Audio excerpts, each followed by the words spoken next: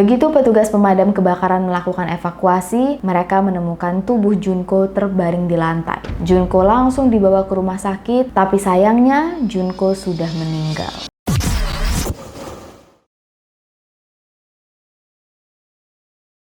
Pada tanggal 9 September 1996 di distrik 3 Shibamata, Katsushika Ward, Tokyo, Jepang, salah satu rumah warga terbakar hangus. Tim kebakaran yang dikerahkan menemukan jasad seorang wanita bernama Junko Kobayashi yang berusia 21 tahun meninggal terpanggang di dalam rumah. Awalnya, polisi mengira Junko meninggal karena terjebak kebakaran. Tapi rupanya kematian Junko adalah misteri yang sampai sekarang belum terjawab. Sebelum kita masuk ke cerita, buat kalian yang belum subscribe channel ini, jangan lupa subscribe dulu, like videonya, dan jangan lupa untuk follow Instagram kita dan TikTok gue di sini. Oke, tanpa berlama-lama langsung aja kita bahas. Welcome to Ruang Gelap.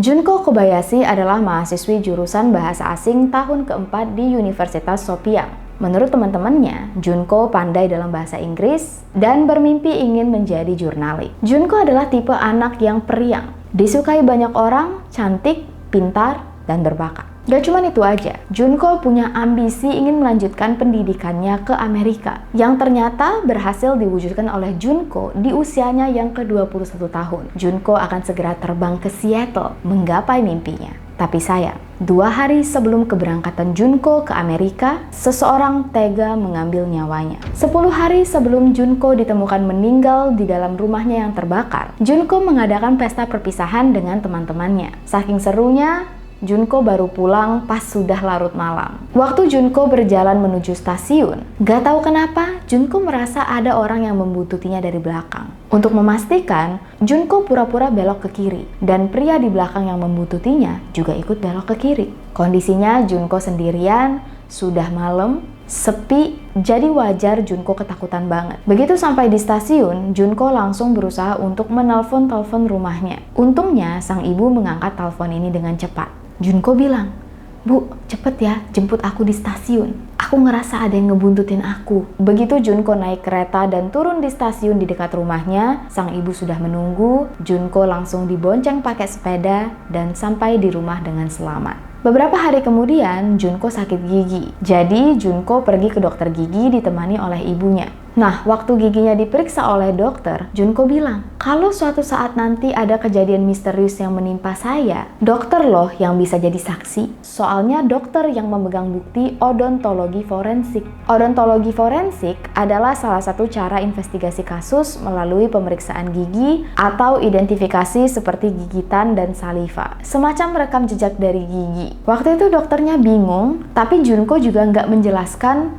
kok tiba-tiba dia ngomong kayak gitu. Apakah karena Junko trauma dia sempat dibuntuti oleh orang asing, atau Junko memang sudah punya firasat yang berbeda? Beberapa hari kemudian, pada tanggal 8 September 1966, tepat 1 hari sebelum kejadian, malam itu Junko bertemu dengan teman-teman SMP-nya untuk mengadakan perpisahan lagi. Soalnya dalam waktu 3 hari, Junko akan segera terbang ke Seattle, Amerika. Sama seperti sebelumnya, lagi-lagi Junko pulang larut malam, tapi nggak ada catatan ada kejadian aneh di malam itu. Besok harinya, pada tanggal 9 September, di rumah Junko cuman ada dia dan ibunya. Waktu itu ayahnya pergi keluar kota, kakaknya pergi kerja, dan waktu itu karena kecapean, Junko baru bangun tidur sekitar jam 3 sore. Cuaca lagi mendung. Junko turun ke lantai bawah masih menggunakan piyama dan ketemu dengan ibunya.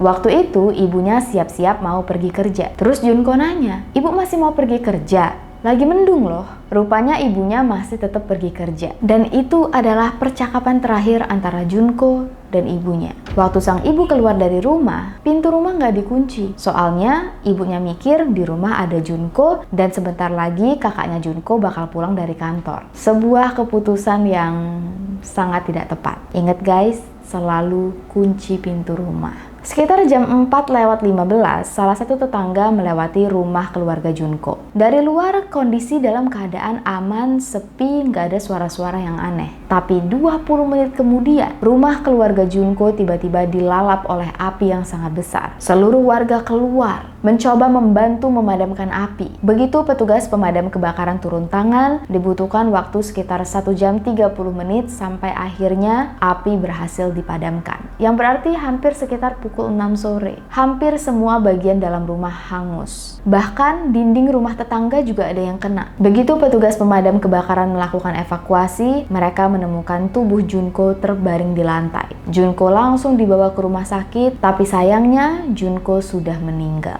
Menurut petugas kebakaran, jenazah Junko mereka temukan di lantai 2 di sebelah kamar orang tuanya. Tapi ada yang aneh, jenazah Junko ditutupi oleh selimut yang secara rapi menutupi kepala dan kakinya, terus dilipat ke bagian belakang tubuh Junko. Jenazah Junko memakai kaos dan celana pendek. Padahal, menurut kesaksian sang ibu, Junko waktu itu masih pakai baju piyama. Mulut dan tangan Junko diikat ke belakang dengan selotip. Kedua kakinya juga diikat dengan stocking, dan cara iketannya khas banget. Disebut menggunakan simpul karage musubi, yaitu simpul yang digunakan pada desain taman atau kebun, konstruksi, dan seni ikatan saat memakai kimono. Nah, jenis simpul ini biasanya cuma diketahui oleh orang yang pernah bekerja di bidang konstruksi. Kalau bukan tukang bangunan, biasanya nggak tahu. Setelah diautopsi, penyebab Junko meninggal bukan karena terbakar, melainkan karena luka tusuk di bagian leher.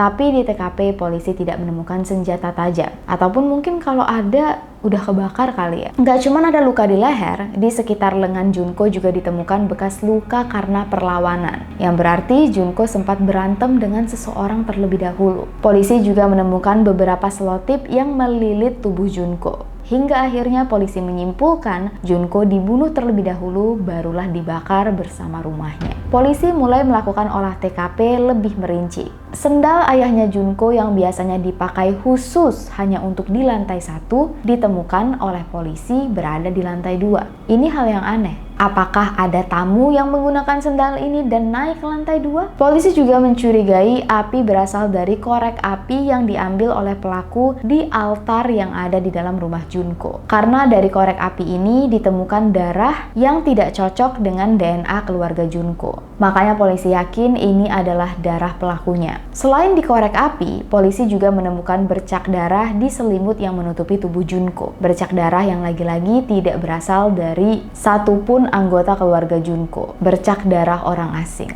Masih ingat dengan selotip yang melilit tubuh Junko? Menurut keterangan dari pihak kepolisian, selotip ini kemungkinan besar berasal dari luar rumah Junko, yang mungkin dibawa oleh pelakunya. Terbukti karena pada selotip mereka menemukan serpihan tanaman, serpihan kayu, dan bulu dari 3 jenis anjing yang berbeda. Sedangkan di dalam rumah keluarga Junko sama sekali tidak ada anjing. Mereka nggak pernah memelihara hewan. Cuman sayang, karena kondisi TKP sudah hangus terbakar, polisi kesulitan untuk mencari jejak kaki ataupun sidik jari. Satu-satunya petunjuk yang dimiliki oleh polisi adalah DNA dari darah yang menempel di korek api dan juga selimut. Dan yang terakhir, kejadian ini terjadi saat pintu rumah memang dalam kondisi tidak dikunci. Jadi wajar ada banyak spekulasi dan dugaan tentang apa yang sebenarnya terjadi pada hari itu.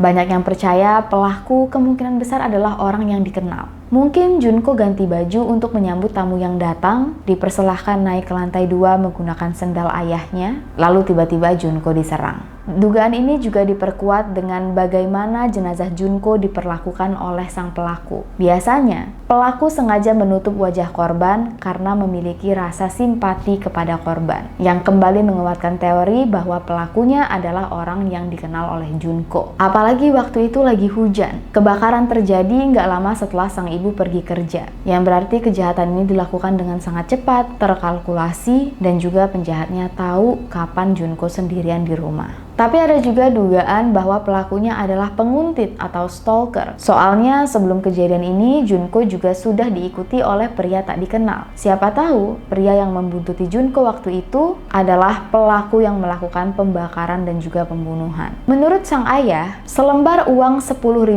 yen atau setara dengan 1 juta rupiah yang ada di dalam laci kerjanya hilang. Jadi muncullah teori mungkin bisa jadi juga ini adalah ulah perampok yang nggak sengaja, yang mengira rumah dalam keadaan kosong, tapi rupanya kepergok oleh Junko sehingga sang perampok terpaksa membunuh Junko dan membakar rumah itu. Tapi jujur, polisi juga kebingungan kenapa pelakunya sampai harus membakar rumah. Dan juga nominal uang yang hilang terlalu kecil. Kalau memang motifnya adalah uang, kenapa perampoknya nggak ngambil uang yang ada di dalam koper Junko yang waktu itu berisikan uang dengan nominal yang besar? Polisi sempat meminta tolong kepada masyarakat sekitar untuk memberikan informasi apapun yang mungkin ada kaitannya dengan kasus Junko. Menurut warga sekitar, 3 hari sebelum kejadian, tepatnya pada tanggal 7 September, sekitar sore hari sempat ada pria berusia 40 tahunan yang tidak mereka kenali menerobos masuk ke dalam rumah di sekitar kawasan rumah keluarga Junko. Waktu ketahuan oleh pemilik rumah, sempat terjadi kejar-kejaran, tapi pria ini berhasil kabur. Beberapa juga melapor, pria ini pernah terlihat bermain korek api di depan rumah orang. Sehari sebelum kejadian, salah satu tetangga juga sempat melihat seorang pria mengendarai sepeda lewat di depan rumah Junko sambil nyanyi lagu militer dan teriak, "Jangan main-main, akan kubunuh kau." Tapi nggak tahu ngomongnya ke siapa. Terus di hari kejadian, pas jam 1 siang, salah satu ibu rumah tangga yang tinggal di dekat rumah Junko dibuntuti oleh pria berusia 40 tahun. Pria ini berjalan sambil memainkan korek api dan beberapa kali melakukan gerakan senam. Nggak tahu maksudnya apa. Nah, salah satu pengunjung stasiun Keisei Takasago yang ada di dekat rumah Junko sempat disamperin oleh pria yang nanya, "Rumah Junko Kobayashi yang mana?" Terus dia jawab, "Rumah Junko ada di distrik 3 Shibamata." Ciri-ciri pria aneh yang dilihat oleh warga sekitar hampir sama. Berusia 35-40 tahun, tingginya sekitar 160 cm, dan punya postur tubuh yang agak bungkuk. Sayangnya waktu itu belum ada CCTV. Jadi sulit untuk mengkonfirmasi siapa orang yang dimaksud oleh warga sekitar. Kasus ini memang terjadi di tahun 1996, tapi hingga detik ini, ayah dari Junko terus-terusan meminta informasi kepada siapapun yang tahu sesuatu tentang kejadian Junko untuk segera melapor ke polisi dan berharap kasus anaknya bisa terpecahkan. Ayah Junko berharap kasus ini tidak terlupakan. Berhubung kasus ini masih unsolved, apa pendapat kalian? Segitu dulu video kita pada kali ini. Lebih dan kurang gue mohon maaf dan thank you so much atas semua dukungan yang sudah kalian berikan kepada Ruang Gelap. We adore you guys so much. Jangan lupa untuk klik like-nya, subscribe, nyalain loncengnya, share ke teman-teman kalian, follow Instagram kita di sini dan TikTok gue di sini. And I'll see you guys very soon in the next video. Please take care, stay safe, and stay alive.